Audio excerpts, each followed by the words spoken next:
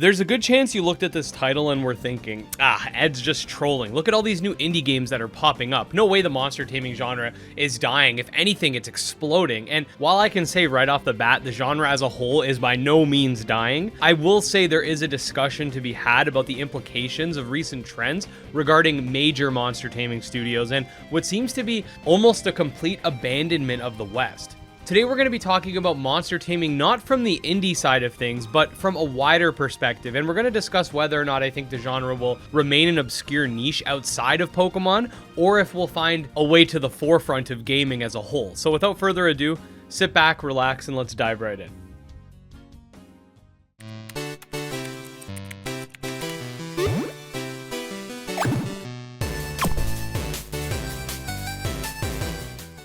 So I did want to address something first before we get in, because I have noticed that there is a miscommunication as to what exactly a monster taming game is, and while the lines can definitely be blurred in some situations, monster taming is essentially a genre in which you can recruit and have monsters battle for you. There's tons of nuances, whether it be fighting alongside the monster in a JRPG setting, in real-time combat, how many monsters are in the game, etc., but that's the basic gist of it. What I have seen some people say are that monster taming games are solely Pokemon-esque games like Temtem, Nexomon, Coromon, etc., but this simply isn't the case. I've seen comments in my past videos arguing that games like Shin Megami Tensei or even Serialum aren't monster taming games because they're too different from the quote-unquote Pokemon formula and Pokemon fans wouldn't enjoy them, which is a heavily flawed argumentation style in my opinion, as it just assumes that Pokemon is the default and this entire genre should and will always be similar to Pokemon and as similar as possible, and that's not the case whatsoever. Now don't get me wrong, I love Nexomon and Coromon. They're some amazing games, but they're not any more true to the monster taming formula than other games like Monster Hunter Stories or Dragon Warrior Monsters, or on the indie side of things you could say Serialum, or even something like Sky Climbers. Remember that while monster taming is a genre, it sort of exists in this weird state of being complementary to other types of games. For example, you have a monster taming RPG, or you have a monster taming survival, or a monster taming action RPG, or monster taming Metroidvania, etc. Monster taming doesn't exist in a vacuum, and there always will be a wide variety of taming titles. Think to yourself this: what would be a monster taming game without any other side genre?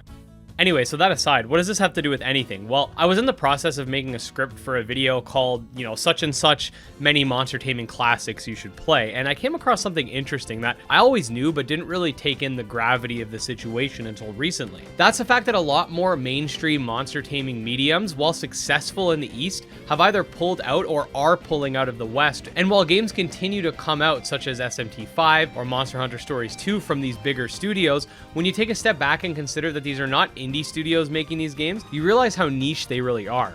As a friend of mine, Cirque, pointed out, SMT gained more popularity in recent times in the West thanks to the Persona series, and really, Monster Hunter Stories was extremely niche when the first one came out compared to the regular Monster Hunter series, which of course it is a spin-off, selling over 300,000 copies, while Monster Hunter continually sells in the millions. Now don't get me wrong, this isn't a big deal by any means, as monster taming has recently had an uptick since 2019, however, it's definitely peculiar in my opinion that more AAA or AA studios haven't jumped on the genre, and we even see some studios leaving the West, the best example being the recent Save Yokai Watch situation, where it seems that Yokai 4 isn't coming out as the studio that translates the game completely shut down. Now, you could argue this is because of COVID, but if there's money to be made, there's money to be made. You'd think that this recent drama regarding Pokemon, whether you agree with it or not, would be the catalyst for Yokai Watch to sort of swoop in and try to capitalize on some of the defective fan base, but apparently that's not the case. I always see fans crying for more Spectrobe games, Monster Rancher games, Dragon Quest Monster games, and other monster taming mediums that they love but just won't come out or just have stopped making games in the West. There are so many games and game developers out there that have the resources to make an insane monster taming experience that would blow our minds away, but for some strange reason, very few have taken the forefront to do so, and the ones that have put together these breathtaking monster taming experiences are indie developers, which is honestly a great thing. I absolutely love indie devs, and I do have a video planning on sucking them off essentially because they're amazing. But the fact is that no AAA studios have seen this trend and thought it would be a good financial move to swoop in, which makes me wonder if monster taming either isn't profitable to these big companies outside of Pokemon, or if they just need more time to realize the trend is happening. Another friend of mine once said that AAA studios and big developers don't generally start trends. Indies tend to do that, and then they tend to follow. So it could definitely be the case here. But the fact that the already established established monster taming devs haven't seen this slightly is troubling in my opinion.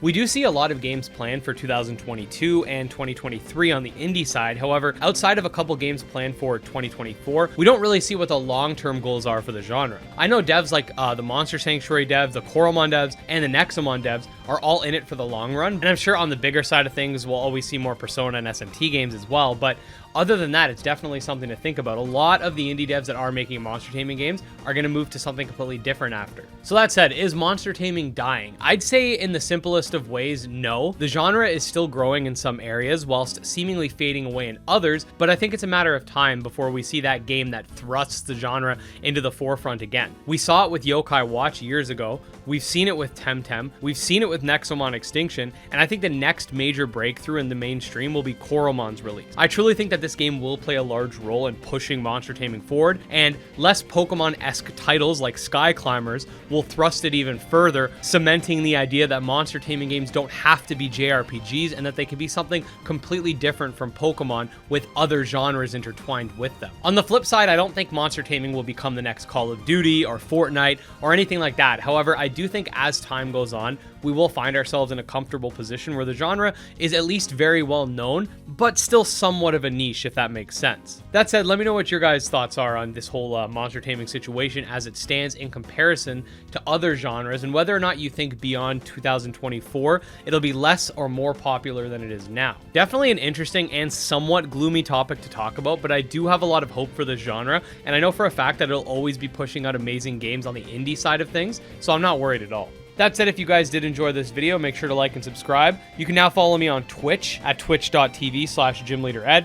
Check out my Twitter, my Discord, my Patreon. All links are in the description. I'll see you guys in the next one. Peace.